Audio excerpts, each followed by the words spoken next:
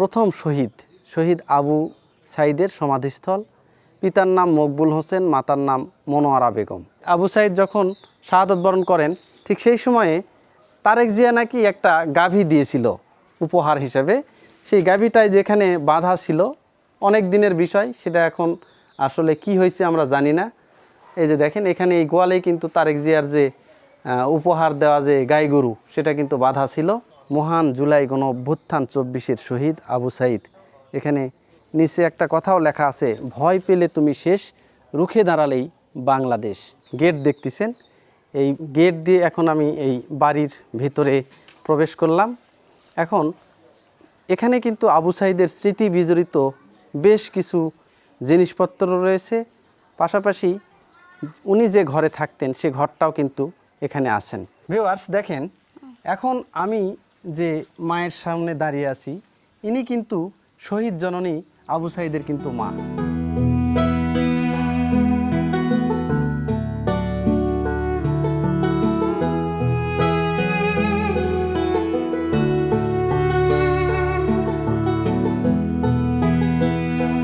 Viewers, আমি এখন দাঁড়িয়ে আছি রংপুর জেলার পীরগঞ্জ উপজেলার জাফরপাড়া নামক স্থানে।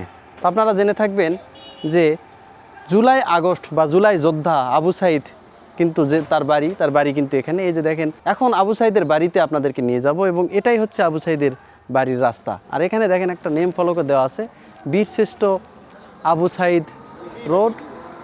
এই রোড দিয়ে কিন্তু আপনাকে যেতে হবে। আর এটা হচ্ছে পীরগঞ্জের খালাসপীর সড়ক। আর এই যে জায়গাটাতে আমি এখন দাঁড়িয়ে আছি এটা হচ্ছে বাবনপাড়া। তো চলুন আজ আর দেরি না করি, এখান থেকে আপনাদেরকে ঘুরে নিয়ে আসি যে জুলাই যোদ্ধা যে শহীদ আবু সাইদের বাড়ি থেকে। এই যে দেখেন, এখানে অনেক বড় করে একটা ব্যানার লাগানো হয়েছে। আর ব্যানারে কিন্তু আবার লেখাও আছে, বুকের ভিতর অনেক ঝড়, বুক পেতেছি গুলি কর। আর সৌজন্যে দিয়েছেন এখানে মোহাম্মদ সাইফুল ইসলাম, প্রশাসক, জেলা পরিষদ রংপুর। এখানে কিন্তু অনেক বড় একটা ব্যানার কিন্তু এখানে লাগানো হয়েছে। আর এটা হচ্ছে জাফরপাড়া যে বহুমুখী কামিল যে মাদ্রাসা সেটা। এই যে দেখেন, এটা কিন্তু মাদ্রাসার গেট। আর এই ঠিক মাদ্রাসার গেটের অপোজিটেই কিন্তু এই যে রোডটা চলে গেছে, এই রোড দিয়েই কিন্তু আবু সাইদের বাড়ি।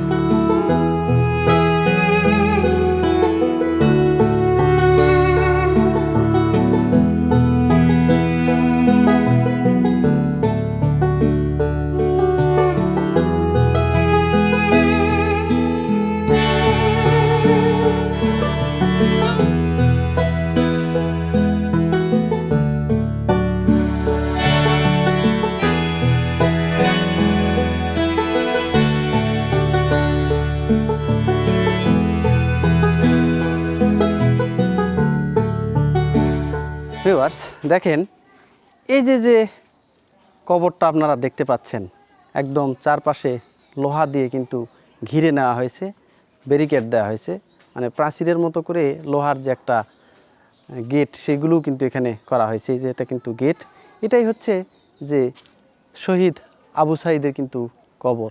এখন এখান থেকে এই কবরের ভিতরেও কিন্তু আমরা যেতে পারবো। দেখি এই যেটা খোলা যাচ্ছে। এখন যেহেতু দুপুরবেলা আসলে ওইভাবে কেউ নাই, তো তারপরেও দেখি একদম কবরের ভিতরে কি কি আছে আপনাদেরকে দেখাই।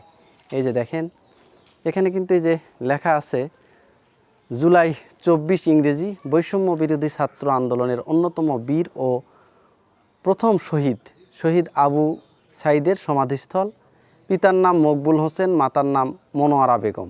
জন্ম তারিখ 10ই ডিসেম্বর 2000 ইংরেজি এবং শাহাদতের তারিখ মানে মৃত্যু তারিখ 16/7/2024।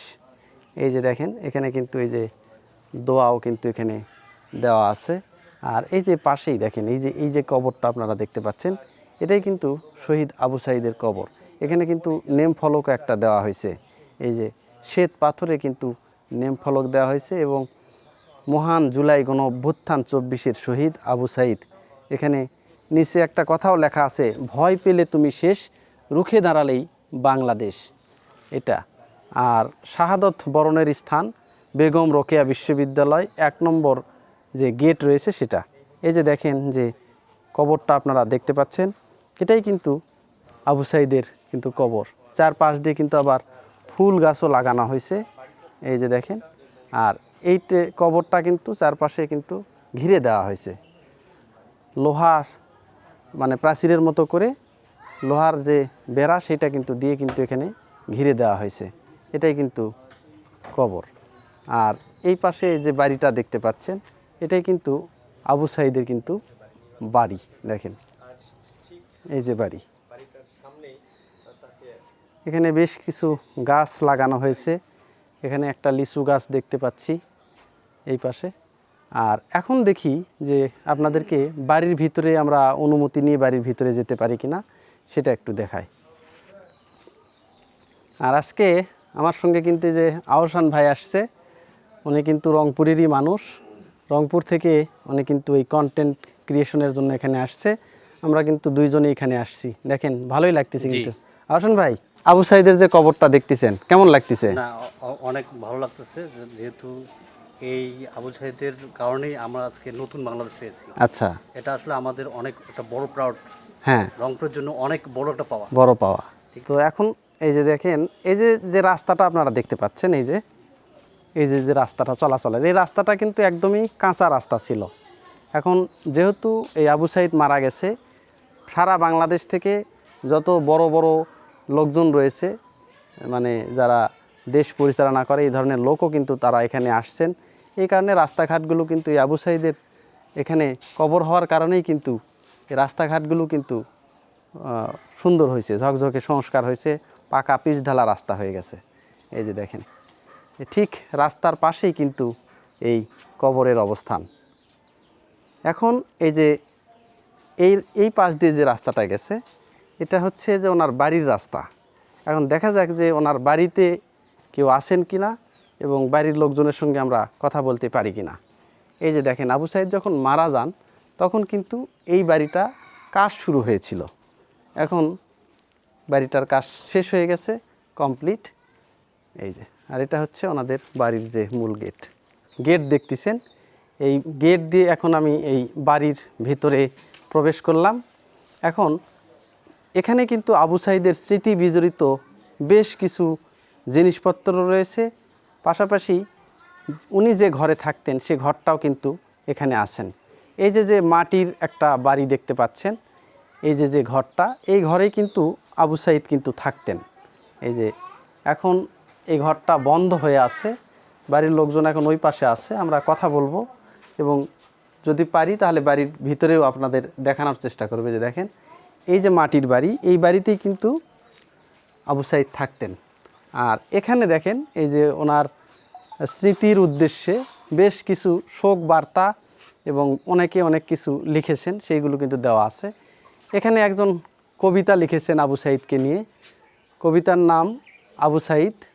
কোটা কোটা মেধায় হোক কোটা, বৈষম্যের কোটা ভাঙা ছিল জিত, পীরগঞ্জে বাড়ি তোমার মহাবীর আবু সাঈদ। এই ধরনের সুন্দর সুন্দর কবিতা কিন্তু এখানে লেখা হয়েছে।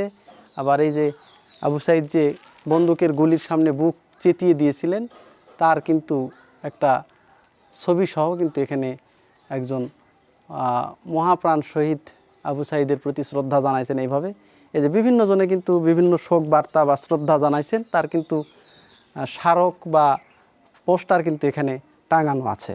পাশাপাশি এই যে আবু সাঈদকে কেন্দ্র করে আবু সাঈদ ফাউন্ডেশন, উন্নয়নমূলক কাজ, আবু সাঈদের নামে একটা ফাউন্ডেশনও করা হয়েছে।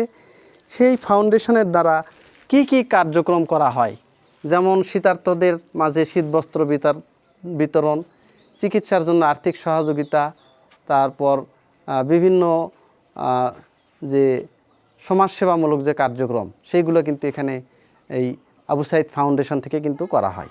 দেখেন ভিউয়ার্স, দেখেন এই যে খোলামেলা যে আঙিনাটা দেখতে পাচ্ছেন, আর আঙিনার পাশেই রয়েছে একটা মাটির বাড়ি। এই মাটির ঘরেই কিন্তু আবু সাঈদ বসবাস করতেন।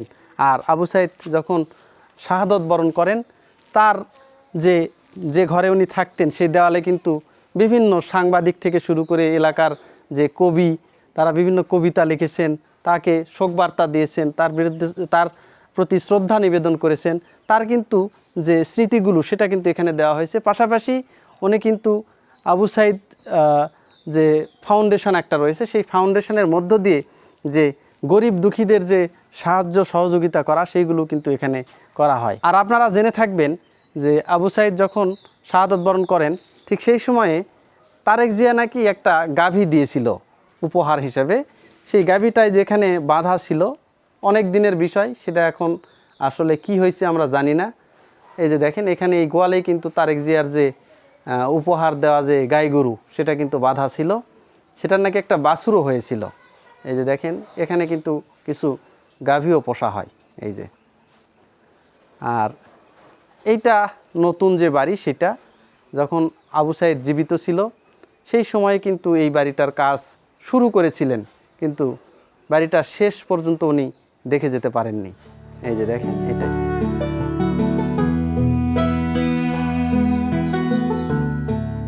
ভিউয়ার্স দেখেন এখন আমি যে মায়ের সামনে দাঁড়িয়ে আছি ইনি কিন্তু শহীদ জননী আবু সাইদের কিন্তু মা। আবু সাইদের মার কাছ থেকে আবু সাইদ সম্পর্কে একটু কিছু শুনে আসা যাক। খালাম্মা কেমন আছেন আপনি?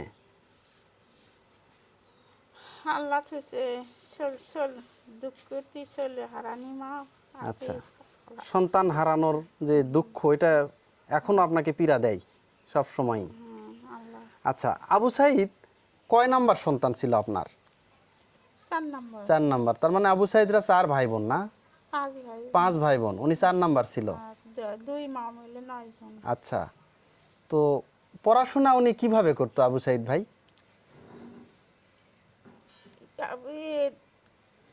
তাও করে দিয়েছেন, হ্যাঁ, ভর্তি করে দিয়েছেন স্কুলে। আচ্ছা, ওই দুনিয়াতে বাদ প্রাইমারি ভর্তি করে দিয়েছেন, ওরে হলো লেখাপড়া করছে।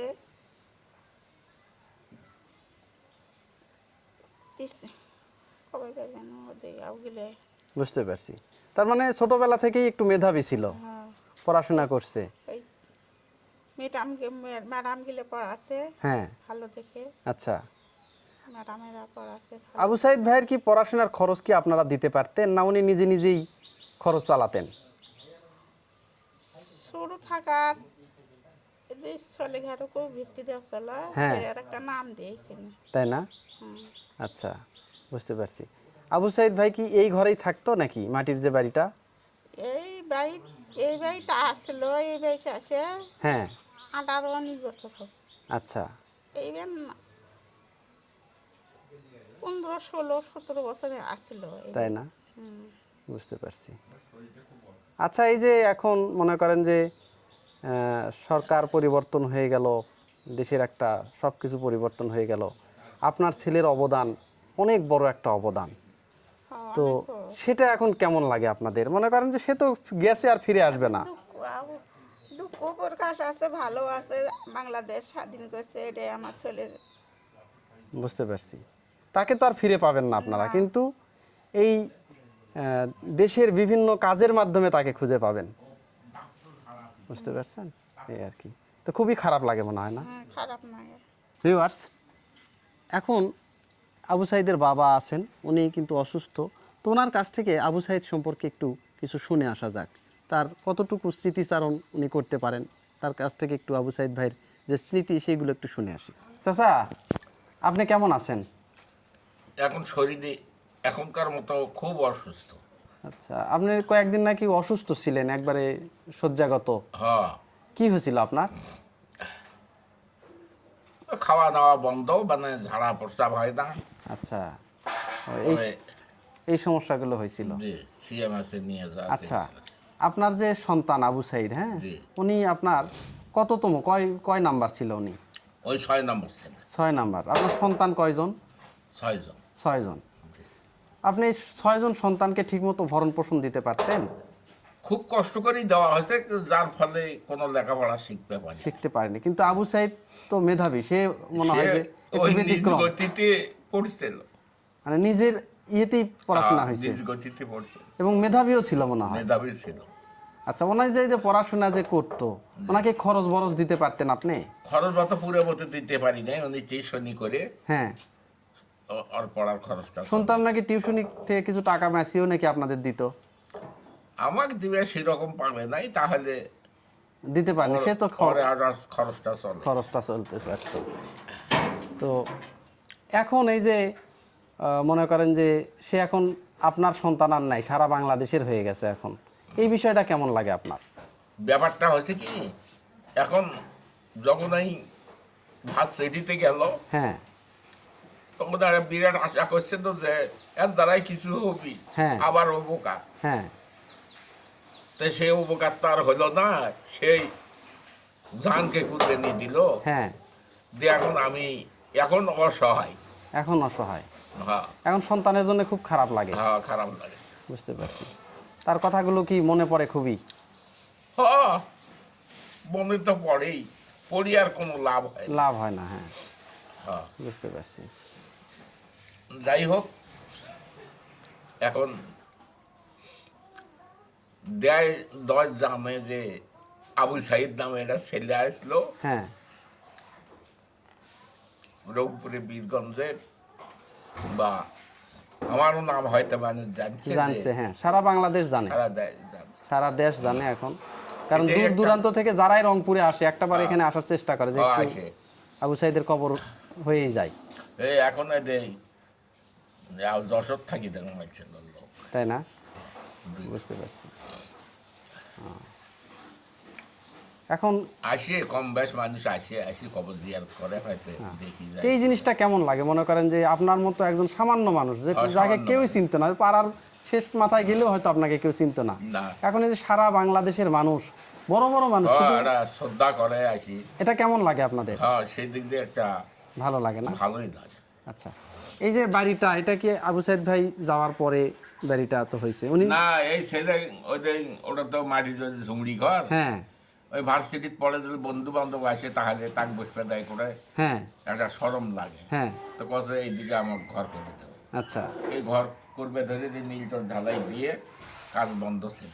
বুঝতে পারছি। তারপরে ছেলে তো লাশ হয়, হ্যাঁ তারপরে আসলো। ছেলেও দেখতে পাইলি না, হুম ঘরও দেখতে পাইলি না, হ্যাঁ। আশাও করল না।